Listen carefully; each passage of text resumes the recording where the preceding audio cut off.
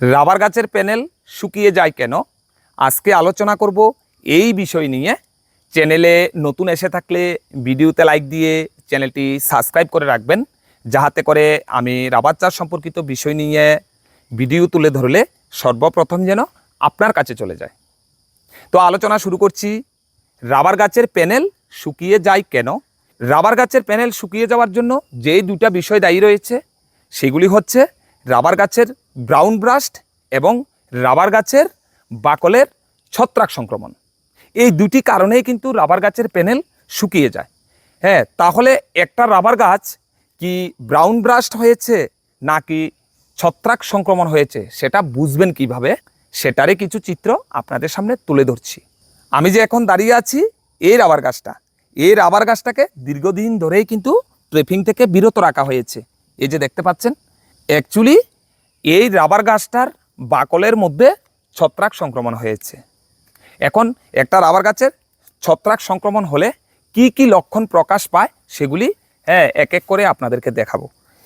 এই যে দেখুন, একটা রাবার গাছে যখন ছত্রাক সংক্রমণ হয় তখন রাবার গাছের বাকলের ক্ষত সৃষ্টি হয়। এই যে দেখুন, এই যে দেখুন এখানে কত বড় ক্ষত হয়ে গেছে। এবং এই বাকলগুলি ফেটে যায়, ধীরে ধীরে শুকিয়ে যায় এবং খসে পড়ে। এরপর আক্রান্ত জায়গা ধীরে ধীরে বড় হয়ে যেতে থাকে এবং এই আক্রান্ত জায়গা থেকে এক ধরনের তরল আঠালো পদার্থ বের হতে থাকে। কখনো কখনো ল্যাটেক্সও বের হয়ে শুকিয়ে যায়। এই যে দেখুন, এই বাকলের অংশের মধ্যে কিন্তু এখানে এই যে ল্যাটেক্সের অংশ শুকিয়ে গিয়েছিল।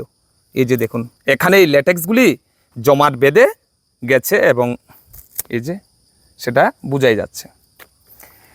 তো এবং আক্রান্ত জায়গার উপরের যে ডালপালাগুলি আছে সেগুলিও কিন্তু শুকিয়ে যায়।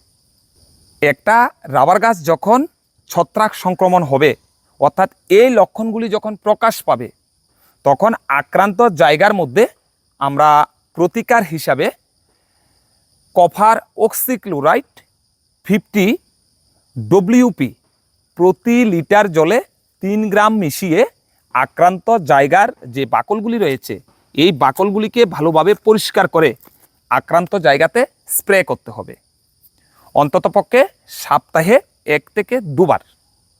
আর আরেকটা বিষয়ে নজর রাখতে হবে, সেটা হচ্ছে বাগানের অভ্যন্তরীণ অংশে পরিষ্কার পরিচ্ছন্ন বজায় রাখতে হবে। আর এই রাবার গাছটা যতদিন না পর্যন্ত সুস্থ হবে না ততদিন পর্যন্তই কিন্তু এই রাবার গাছকে ট্রেপিং থেকে বিরত রাখতে হবে।